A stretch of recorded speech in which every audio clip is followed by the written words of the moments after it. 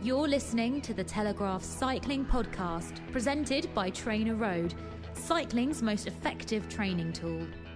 Hi, my name's David Gilbert, friend of the podcast and, of course, recent Trainer Road convert.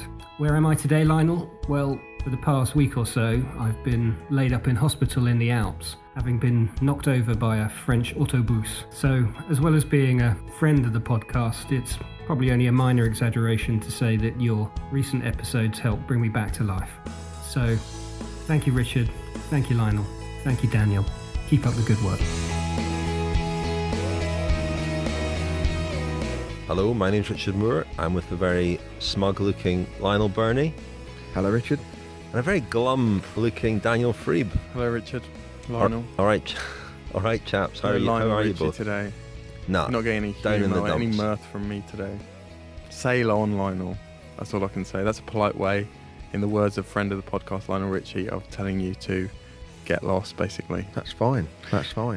We should just explain what we're talking about. We've not had some big falling out. It was the FA Cup quarter-final at the weekend between my team and Daniel's team. This is football. Yeah, football. I can hear people switching off out there in podcast land. This is going to be the only bit of football chat. Yeah. Lionel's team won, Daniel's team lost. Let's move on, shall we? Yeah, let's. Lionel, we've got lots to talk about. I'm going to say that a lot, but we've got Paris-Nice, we've got Tirreno-Adriatico is ongoing. We're going to look ahead to Milan-San, the first monument of the season. We're going to hear from Alexander Kristoff. We're going to hear a bit from David Miller. We're going to talk about extreme weather. Lots of forthright opinions on that. But first of all, Lionel, can you give us the weekly roundup, please? I certainly can, yes. The big news of the week in terms of the bike racing was Geraint Thomas won Paris-Nice, making it Sky's fourth win in 5 years and the third victory by a British rider after Tom Simpson in the 60s and Bradley Wiggins a few years ago now. Who knows, it might even take the sting out of Wales losing the rugby and Arsenal getting knocked out of the FA Cup for Geraint. You never know, that's the only other. Enough, Lionel. Sorry. There was controversy on a couple of days at Paris-Nice. Nasser Bouhanni was stripped of a stage win for an illegal sprint against Michael Matthews on stage 2, although the Cofidis rider did make amends by winning fairly a couple of days later. And arguably the toughest stage finish of the race to Montbrouille was stopped and cancelled because of snow, and that did change the complexion of the race for the overall contenders, and we'll discuss that a bit later in the episode. Geraint Thomas took the lead with a fine ride on La Madone d'Utel. The stage was won by Katusha's Ilnur Zakharin. Thomas and Team Sky defended very well under pressure from Alberto Contador over the final weekend, particularly on Sunday when Thomas closed a dangerous-looking gap late on, although there were noises coming out of Contador's Tinkoff camp that the motorbikes in the race had been a bit too close and perhaps interfered a little bit with the chase. Lotto Soudal's Tim Wellens won that final stage on the Promenade des Anglais in Nice, and the overall winner Thomas was joined on the podium by Contador and Richie Porte. We'll talk about Tirreno as well because the stage was cancelled there because of snow. Steve Cummings won a very memorable victory with a late attack. The race, as we speak, is ongoing and we will discuss it in more detail next week, I'm sure. Meanwhile, Dutch woman Chantal Black won the Ron van Drenthe, the latest round of the Women's World Tour. It wasn't Lotto Soudal, was it, who were competing at Paris-Nice? Oh no, it wasn't. It was Lotto Fix-It. On the subject of the Ron van Drenthe, did you know that one of our male colleagues, T. Sonneveld, who writes for Algemeen Dagblad, rode that as an experiment, as a kind of battle of the sexes experiment, finished 54th, I think. I was thinking we'll maybe get him on in a future podcast to talk about his experience. Excellent story. So it sounds like a fairly convincing winner in that battle of the sexes then, but a good effort nonetheless. Well done. Paris-Nice, let's start off with Paris-Nice. I mean, that was interesting comments from Sean Yates complaining about the motos. I saw some of the motorbikes, as they're also known, fairly involved, not deliberately, in the racing when Contador attacked on one of his many attacks. I mean, so I didn't see any evidence of the motorbikes getting involved with the chase behind, but I could be wrong. But it was a terrific day's racing, wasn't it? And thanks to Alberto Contador and his team who rode a blinder. There was also some interference from Tony Galopin, wasn't there? Well, that was interesting, wasn't it? You had Tony Galopin. Tim Wellens at the front, driving it a little bit with Contador and Richie Porte. And then you had Tony Galopin behind, also chasing with Geraint Thomas and Sergio Henao. Yeah, Tony Galopin, who could have been pulling for various reasons. There was the stage victory. Maybe he had more confidence in himself than he did in his teammate Wellens. There was the honour of being the first Frenchman, I think, in general classification. He's also gets on pretty well with Geraint Thomas. They apparently exchange text messages about rugby. But also in these situations, you never know. There could be deals stretching back months and years between teams. It may be that Lotto Sky a favour because of something that's happened in another race. So I think to throw our arms up in outrage at a rider from what seems to be a rival team helping Geraint Thomas and Team Sky is a little bit over the top. Did Galopin not also win the bunch gallop in Nice? So he was fourth on the stage. So, had it all come back together, as it very nearly did, he would have perhaps won the stage, which would have justified his actions. But tremendous day's racing. No, it was, Rich. Extraordinary day of racing. It's a really fantastic stage. It's a fantastic course that they have sort of settled on now in Paris-Nice with that, multiple ascents of the cold airs. Very, very similar to the 2007 race, wasn't it, where Davide Rebellin lost the jersey on to Alberto Contador just over the top of the cold airs, in the same way that Contador dropped Thomas, and Thomas really seemed to be cracking, having looked a lot stronger than Contador on the Col de la Madone on Saturday. He was really, he showed his limitations. I know it's early in the year, but he did show his limitations as Thomas as a climber. I think people who were predicting a power struggle with Chris Froome come the Tour de France when Thomas won on Saturday were maybe getting ahead of themselves slightly. However, he's underlined yet again what a very strong and versatile rider he is, and he's certainly going to be a valid deputy to Chris Froome come the Tour de France. But it's really a breakthrough in Thomas's career, isn't it? He's come close to this kind of win in the past. Again, it's tinged with regret, I would suggest, in the sense that I think this is all coming slightly too late in his career. I really think that he should have been in this position and the leader in races like Paris-Nice 2 or 3 years ago. Yeah, it's interesting as well. We can't know what impact the removal of the Montbrouille stage had on the way the race played out. Obviously, Thomas was incredibly impressive on La Madone Dutel. Looked really strong, had Contador, off his wheel at the finale. But Contador's aggression over the final couple of stages was all down to the fact that one mountain opportunity was taken away from him. So Thomas did ride extremely well, certainly deserved the victory, but that the removal of that stage undoubtedly sort of changed how the race would have panned out, I suggest. You've seen it so many times now from Contador in these quite brief mountain stages where he really has attacked them like a sprint effort, and just I'm thinking of the 2011 Tour de France stage to Alpe d'Huez when he was out the overall classification, but he really took that stage by the scruff of the neck. And we've seen it again, we saw it again also from him in the Alpe d'Huez stage in the 2013 Tour when they climbed Alpe d'Huez twice. These short 140, 150 kilometre stages. And it was a great performance by his team as well, putting two men up the road early doors. I think it was Sean Kelly made the point in the Eurosport commentary that was Sky's big mistake. Had the race slipped away from Thomas, they would have looked back and said, well, the mistake we made was two Tinkoff riders. It's such a well-known tactic, often deployed tactic these days. Were we surprised, because Team Sky looked very strong on Saturday and controlled the race pretty effectively, were we surprised on the final day that Thomas was in the end left with just one teammate, Sergio Henao? I think the big surprise was how good some of the riders were on the mountain stage a couple of days earlier. Ben Swift was there very, very late in the line, working extremely hard.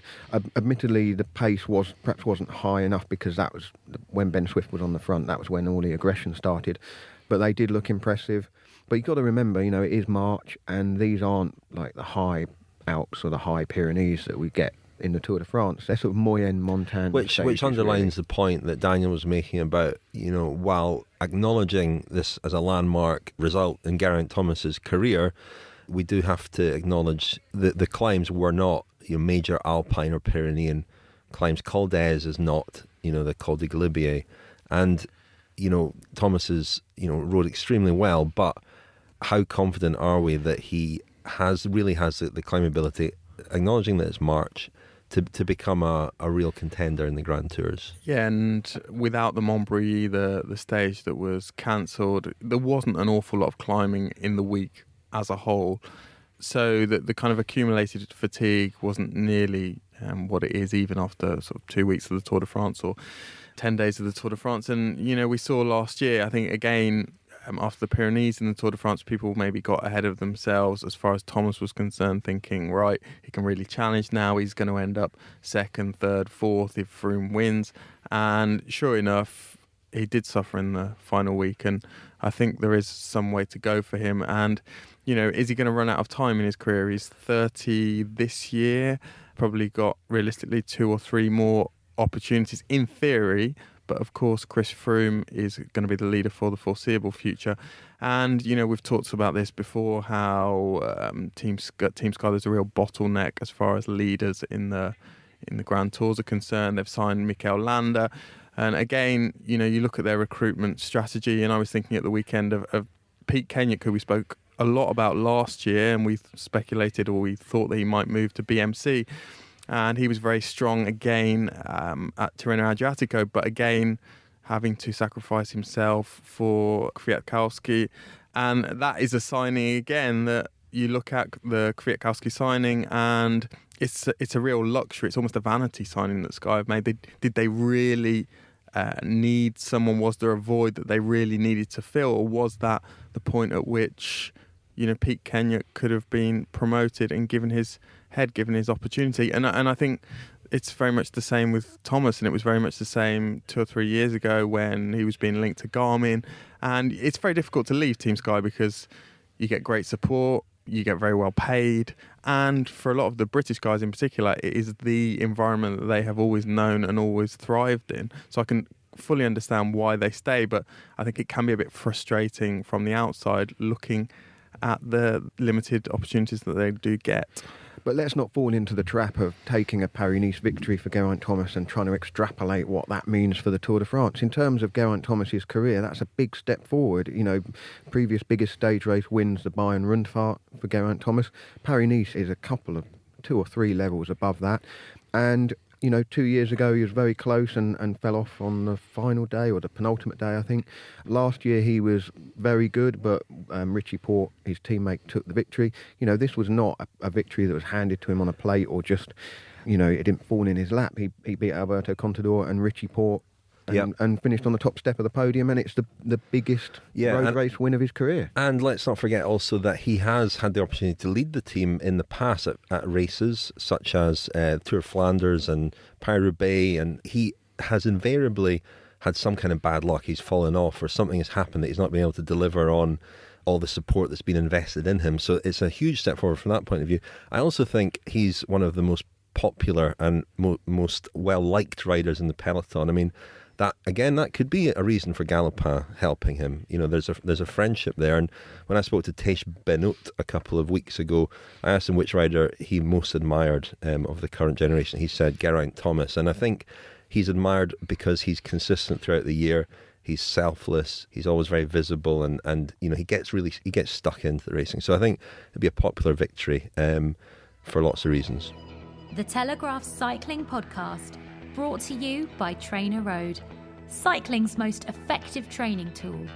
Pair your power meter with over 800 workouts and 80 training plans to make you a faster cyclist. Visit trainerroad.com/TCP to try Trainer Road risk-free for 30 days. Okay, you heard there our long Trainer Road jingle. We're in the final countdown, aren't we? We've got a little special coming out in the next week or so, haven't we, Lionel? A little free podcast just explaining a bit of our Trainer Road work. Thanks again to Trainer Road for their sponsorship. And if you're interested in Trainer Road, just go to trainerroad.com. You can follow our progress at trainerroad.com/TCP, but have a look and see if it takes your fancy, if you want to get fit for the summer. It's worked for us, hasn't it, Lionel? Look at your bikini body, Lionel. Wow. Yeah, I think it has worked, but proof of the pudding is going to be in the... Not a very good analogy, Not that a very one. good analogy, that one, no. But the race at Manchester Velodrome between the two of us, Rich and Rob Hatch, is looming large now. Yeah. I think we're into the final throws. two and a bit weeks of I'm training. going to start my taper very soon. Chris Hoy's giving me a bit of... he's mentoring me a little bit in my final preparation. I asked him when I should start my taper, hoping he would say about now. He said maybe 2 or 3 minutes before the race, so that's not great. But one thing about the Trainer Road, following the Trainer Road programme, is that you get to avoid extreme weather. Ah, excellent. Excellent. And extreme weather is something that we're going to be talking about now, isn't it? Because extreme weather has been on everybody's tongues. Well, there were 2 stages. There have been 2 stages cancelled in the last couple of days of major races, World Tour races, Paris-Nice and Tirreno-Adriatico. And it did actually occur to me that we have seen instances in the past of cricket matches called off and everyone going indoors and the matches being decided by a bowl out. So the equivalent of that would be a Trainer Road session in a big conference room in probably an Ibis hotel on the outskirts. That's a fantastic idea. This is the future, I think. Yeah. This is where, I mean, how easy is that to televise? A mass spinning class. Yeah. But competitive. That'd be brilliant, yeah. And all the riders would line up like a sort of Formula One grid. You'd have the best performers from the previous day at the front, and then Who'd be the spinning instructor with the Madonna-style microphone, barking orders? Prudy, and what would the wouldn't it? It'd have to soundtrack be? Prudy. Tour de France. And the soundtrack, of course, would be the Prudy Ibiza mix that we recorded last year. Of that course. I recently remembered and played actually at the Home of Cycling.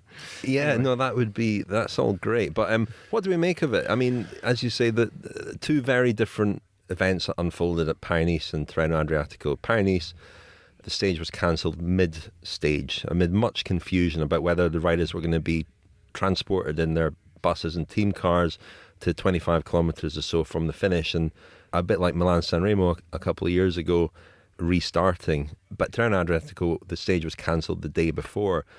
So the organisers got a lot of credit for that from a lot of the riders, but not all of the riders, it seems. No, and there has been so much talk over the past few years, well, not even the last few years, for as long as I can remember, about how the riders, the peloton, is not a united front. And in spite of these efforts to come together, and the CPA, the Professional Riders Association, particularly the American arm of that organisation, has gone to great lengths to try to get a stronger voice and to get better representation for the riders. In spite of that, we saw yesterday that it's far from a homogenous unit, is it? You have riders like Vincenzo Nibali, who is frankly peeved that the only real mountain stage in Tirreno-Adriatico has been cancelled, and his only real opportunity to win the race. His coach, Paolo Slongo. Yeah, and Paolo Slongo actually took the initiative of driving the route and filming it and showing that there was actually no snow on the road, and so they could have ridden as things turned out. But yeah, they're not united, the riders. There are lots of different interests. BMC were pretty happy because they think that they've got a great chance in the time trial with TJ Van Garderen. Ethics were pretty happy because they've got Stibar in the blue jersey and Bob Jungels with a great chance. So again, it's kind of easy and glib to suggest, the riders need representation, when the riders are as governed by selfish interests as ever. Adam Yates also not too happy because again it was an opportunity for him to shine. Is this not entirely normal and to be expected? And there was Matt Bramier led the assault on Nibali from some of the riders. Other riders piled in, Tony Martin and others. Yeah, there seems to be a sort of quashing of dissent, that the riders are so keen to speak with one voice that any dissenting voice will be sort of named and shamed. And I found that slightly distasteful, I must say, that this idea that a rider isn't allowed an alternative viewpoint. Yeah, I think there has to be one clear decision, but there's then allowed to be a range of opinions, resulting from that decision. The decision has to be final, and really it's not really the riders who should be charged with making the decision whether to race or not. I think, as Daniel's made the point before and off air, that there needs to just be one clear decision maker taking all of the factors into consideration. And I think both races, Paris-Nice and Tirreno-Adriatico, okay, maybe weren't the perfect decisions. Maybe they could have raced Tirreno-Adriatico. Maybe Paris-Nice could have been less confusing, but it's going to be a confusing situation. You've got 200 riders out on the road. You've got all the team cars. You've got all the other vehicles. You've got to make a decision quickly. You've got to try and get the riders to a position where they're not going to get very cold, hanging around while the decision's, going back and forth. It just has to be made clearly and then deal with the consequences of that afterwards. And I mean, I've seen on Twitter a lot of criticism because it wasn't clear and we've been deprived of a hilltop finish in Paris-Nice. But organising bike races on the road is a complex thing as it is. People suggested there should be a plan B or reroute the race round somewhere else to avoid the higher ground. But you're talking about something that is planned months in advance. Road closures are planned, local authorities are informed, residents of those areas are informed. You can't just suddenly divert it off onto and have a rolling road closure round the hill to a different finish line when everything's been set up. And I think the Tirreno-Adriatico cancellation was probably more to do with the fact that they couldn't get all of the race furniture and apparatus and banners and all the rest of it out while it was, there was snow on the ground. And so they took the precautionary decision, probably the right decision, to cancel the stage rather than set off and have another confusing day of racing. I think that the problem is that we are moving, or there is a clamour for something that resembles a democracy, certainly a democracy involving riders and organisers and perhaps even, broadcasters, etc. However, there is no adequate democratic framework at the moment. We've got this thing called the Extreme Weather Protocol, which is incredibly vague. I mean, it talks about snow. It doesn't give, any amount of snow. It talks about temperatures. It doesn't give specific temperatures. It basically says if it's going to be very uncomfortable to ride, then a meeting can be held and a decision can be taken. And it's far too vague. But what isn't vague now is the precedent that's been set. And the precedent was actually set in the middle of last week at Paris-Nice, and that precedent was followed at Tirreno-Adriatico, because I'm not sure if the decision at Tirreno-Adriatico would have been taken had Paris-Nice, the stage at Paris-Nice, not been cancelled first. I mean, the other thing I would say is that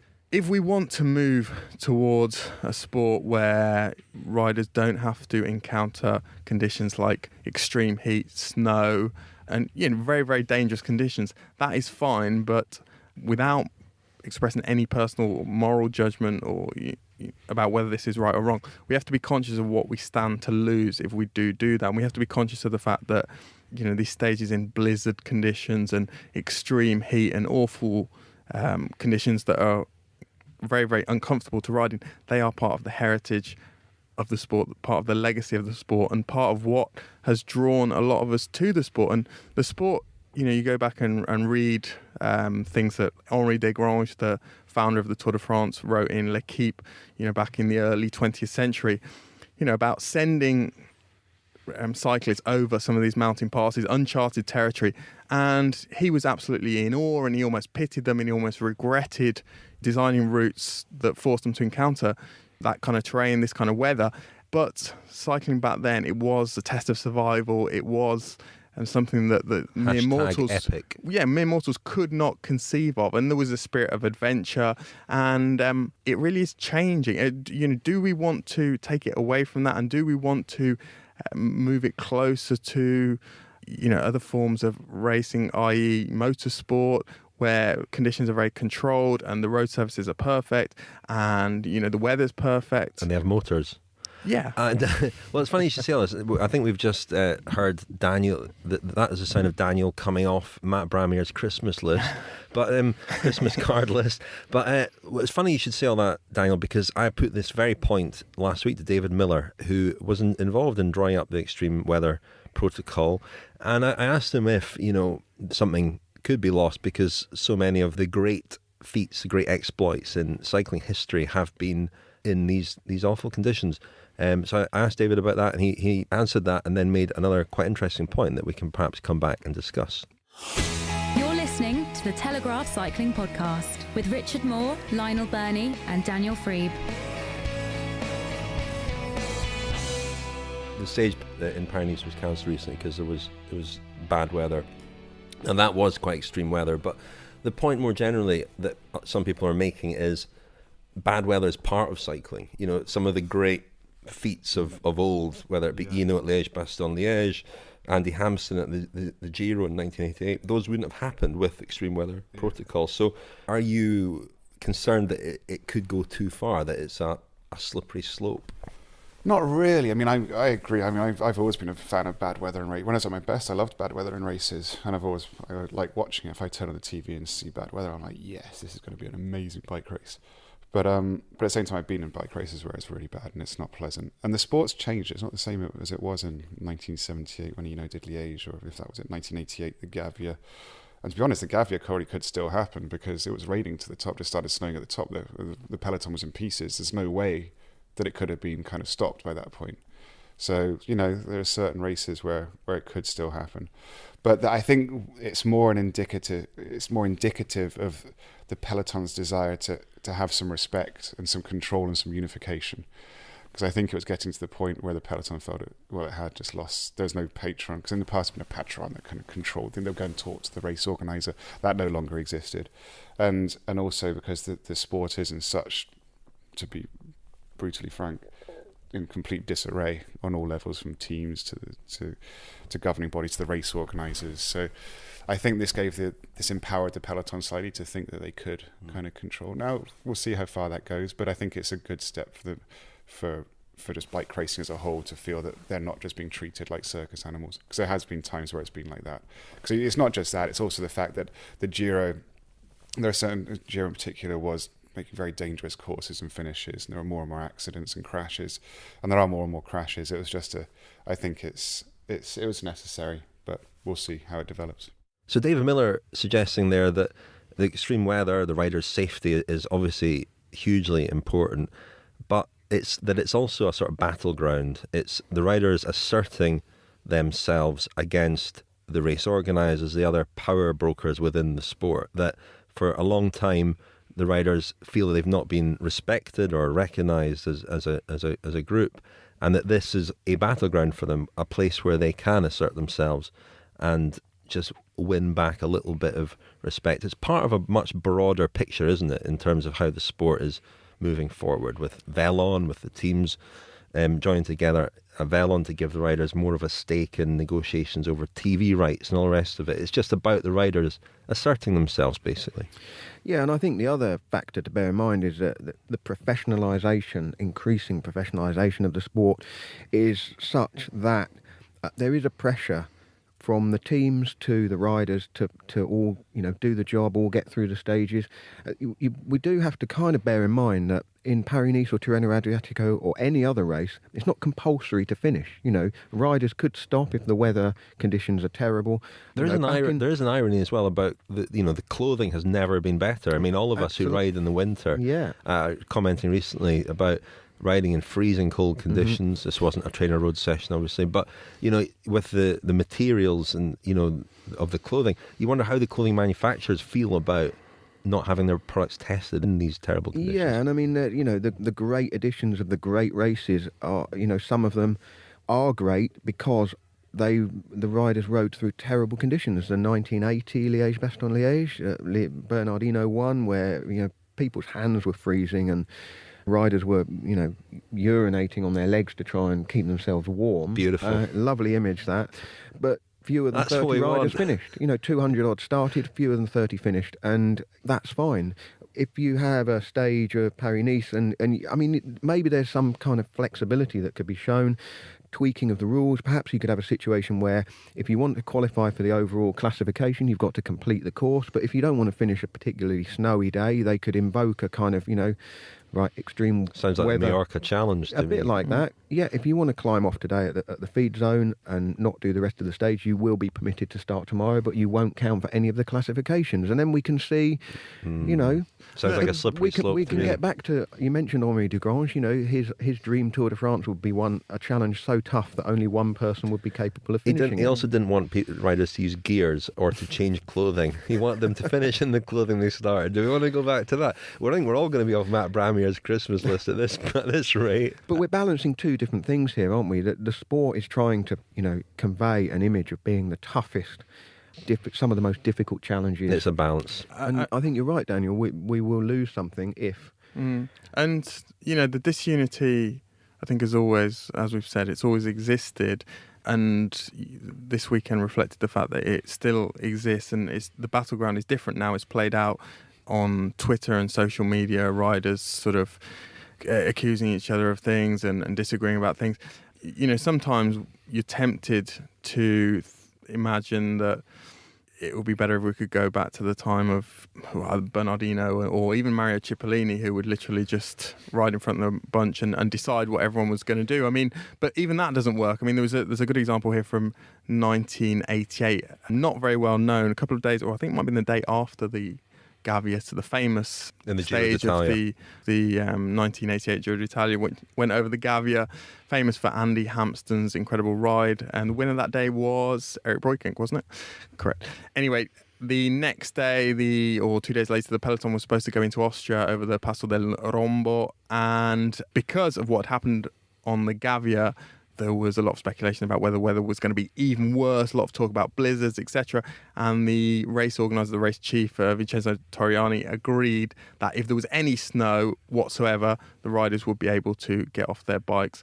And what happened was they started riding at the Passo del Rombo, and sleet or snow or some kind of precipitation of some description started falling, and a huge debate ensued in the peloton about whether it was snow, whether it was sleet, or whether it was rain.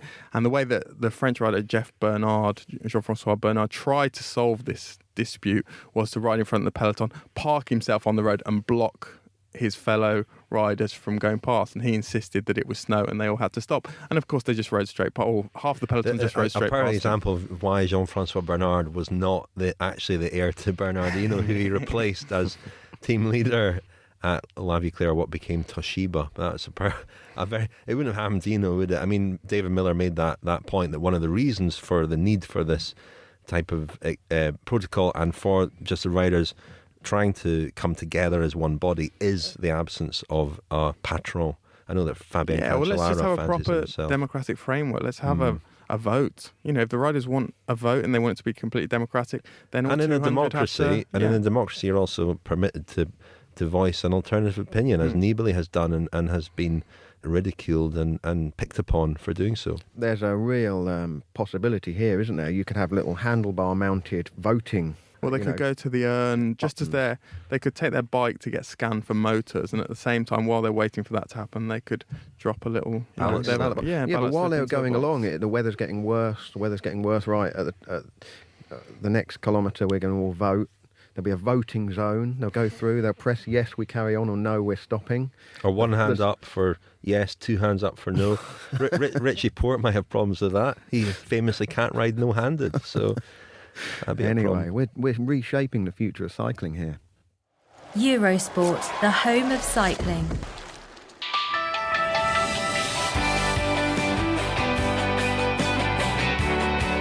Milan-San Remo is the first one-day race on the UCI World Tour calendar, and at 291 kilometres, the longest.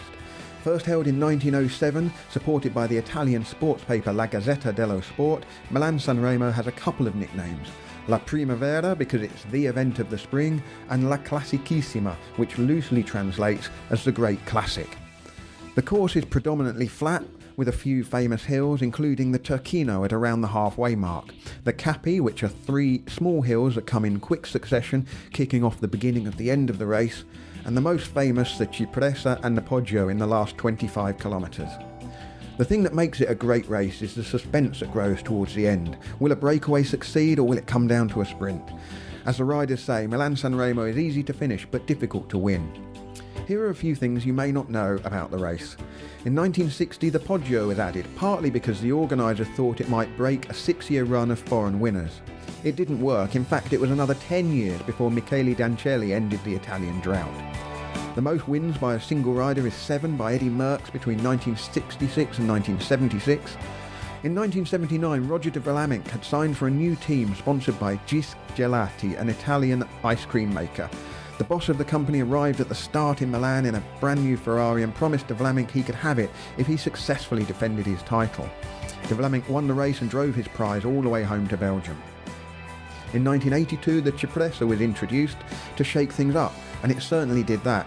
Marc Gomez, a Frenchman who'd only been a professional a few weeks, got in the early break and stayed away to the finish to win. In 1992, Ireland's Sean Kelly won with his famous pursuit of Moreno-Argentin on the Poggio. Check it out on YouTube if you haven't seen it. Almost as famous as his daredevil descending was the spectacularly ugly helmet he was wearing. It looked like an upturned mixing bowl. Anyway, what you may not know is that Kelly was sponsored by the helmet manufacturer and was due a big bonus if he won a monument wearing it. Towards the end of the race and shortly before things began to kick off, Kelly dropped back to the team car to collect the helmet, and after the race he collected his bonus. In 2004, Eric Zabel thought he'd won for the 5th time but celebrated too soon, lifting his arms off the handlebars in salute of his victory, only for Spain's Oscar Freire to pip him on the line. Perhaps the closest ever finish, though, was in 2009 when Mark Cavendish, who was making his debut in the race, outsprinted Heinrich Hausler by millimetres. In 2013, bad weather caused the race to be shortened and they cut around 40 kilometres from the route, and the riders were transported further down the road in their team buses. After they resumed, Geraint Thomas won the race. In recent years, the route has been tweaked, and in 2015 the finish line returned to the famous Via Roma, which was first used in 1949. Anyway, how do you go about winning Milan-San Remo? We thought we'd ask 2014 champion Alexander Kristoff.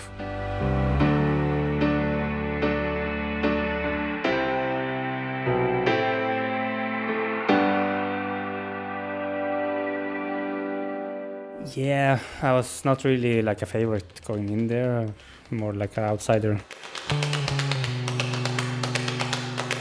Somebody would mention that maybe could make a result, and yeah, I did the same preparation like I do now with Birnie and also Qatar, Oman, Het Nieuwsblad Köln. I remember the years before maybe the year before I was 9 or something, and I won the sprint from the group, so I knew the race suits me quite well, but still the last climbs was just too tough. But I was the week before feeling good shape during training, and also did some intervals with really good numbers, and came in there quite confident of my shape, but still not expecting to win. I think that was maybe the most important win in my career, because it was the first monument and the first big win, you know. And last year I remember everything was for me, but I think also the year before it was for me. If I was still there after Cipressa and also getting into Cipressa, I was protected for sure. And then they will look if I'm still there after Cipressa, and if I'm there, for sure they go for me. But now I know I can handle it, so for sure this year we will all go for me again. I see my numbers. If I do a sprint after 6-7 hours, it's not really much slower than if I do it when I'm fresh. Slightly worse, but not a big difference. Can you tell me what those numbers are? No. Or is that a secret? That's a secret. So, well, it really depends. You can suddenly, if you're lucky, you can hit almost 2,000 watts in a sprint, but sometimes I only did to 1,500. Maybe then it depends a bit on the legs and how fresh I am also. And also I think a little bit with the gearing. If I hit the gear and then smash down, then the peak power gets really high. So Milan-San Remo, it's a race of patience. You have to wait and wait. There's so much riding to do before even you get to the early climbs. What's the first 3 or 4 hours in the peloton like? Are you just trying to stay out of the wind completely, try to have a very stress-free ride? Yeah, there's a lot of transport, especially before Turquino, also for sure after. But yeah, just ride. Actually, try not to use too much energy. Try to stay as easy as possible, but sometimes it's a little slight wind or something. But yeah, I don't really think too much about it, and just try to get the hours going, you know, and eat and take care of food and drinks. And then getting into these capos and everything is more, then you get more to a race rhythm. And also I feel San Remo is always really fast, like you on the coast there, and it's always rolling really well. So for you, where does the race really begin? Oh, it begins maybe with like 70. When we enter these capos, then it starts to get stressful, really. And then for sure the fight before Cipressa is important. And yeah, there the race is really on. So like the last 20k maybe before Cipressa is really like almost like if it's going into a sprint.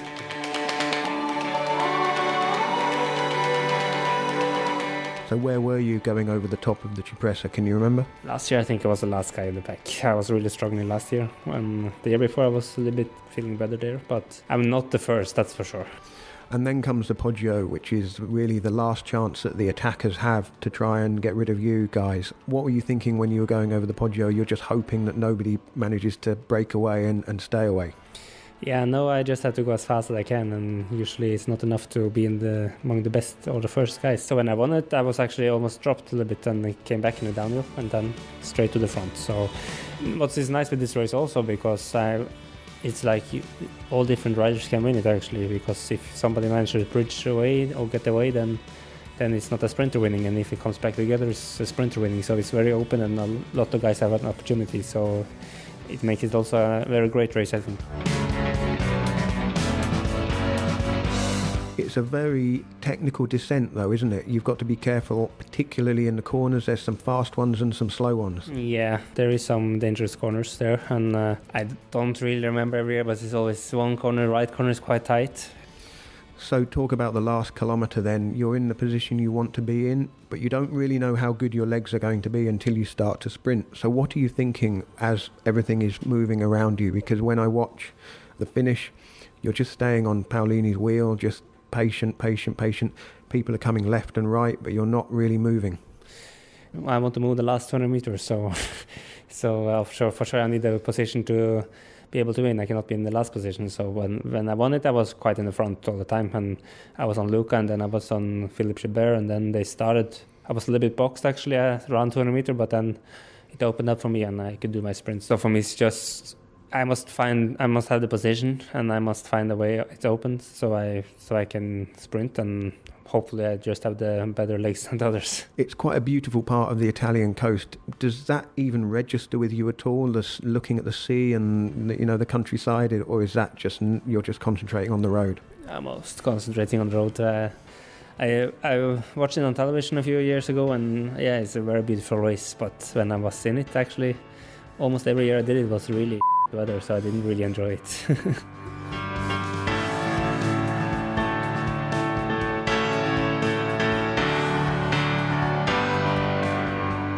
Okay, we heard there from Lionel Birnie with the return of the Lionel lecture, and it's slightly different.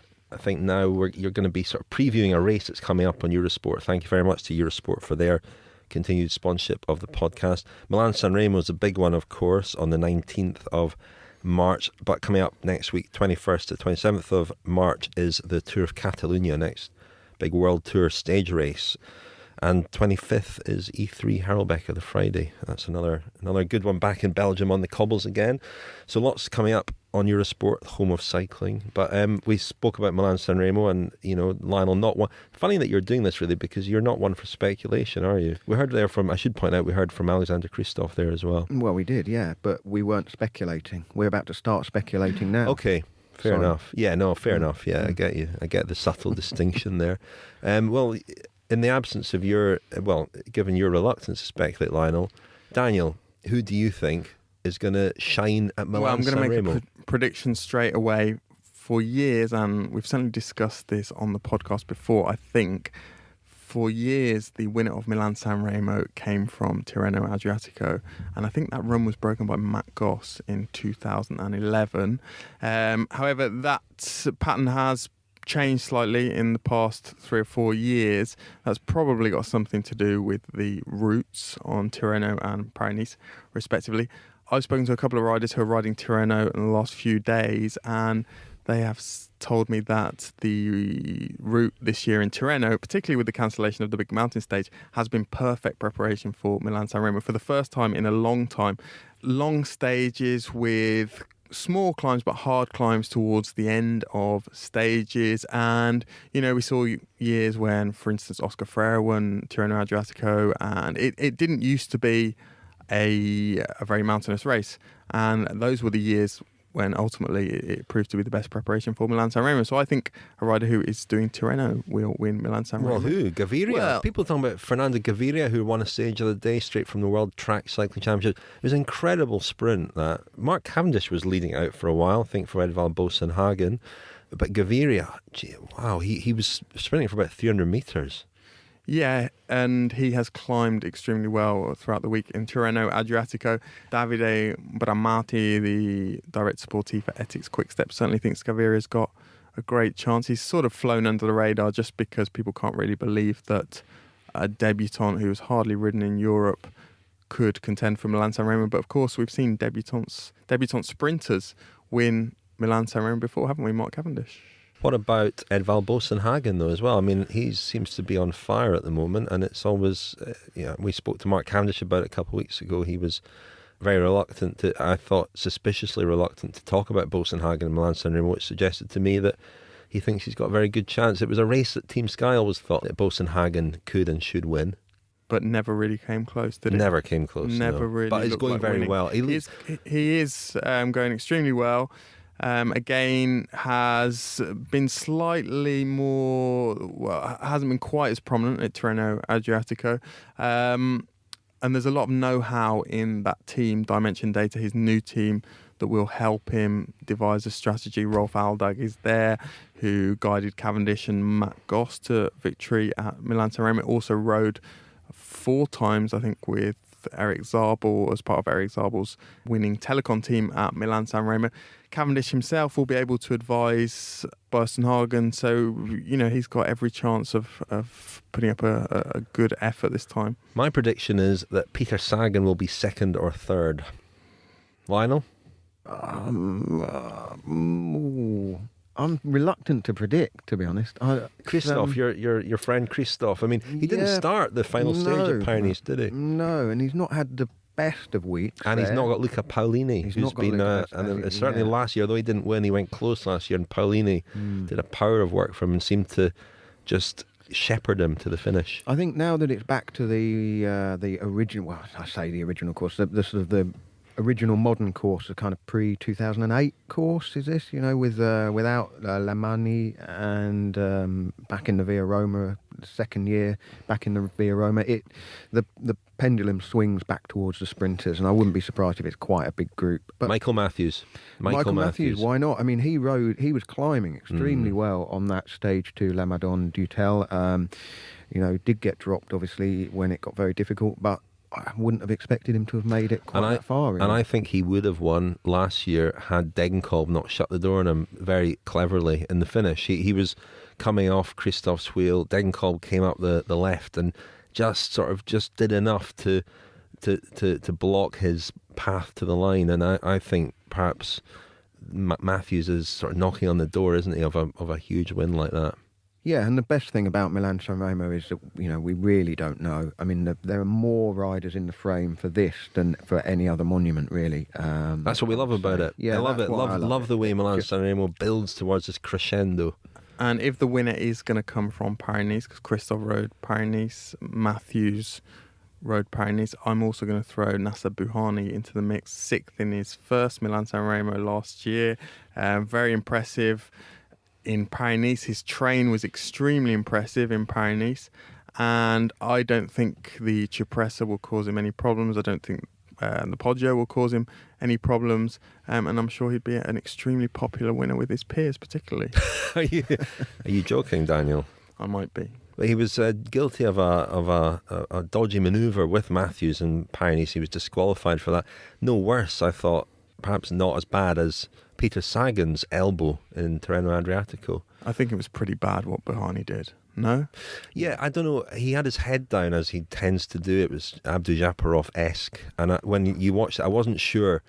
He's certainly aware that Matthews is on his inside, but he did sort of veer to the left when he put his head down. And you don't know how much in moments like that a rider is even sort of conscious of what he's doing. You're kind of... No, I think Bouhanni has 2 problems. One is, he has several problems that I think cause him to make mistakes in finales of stages.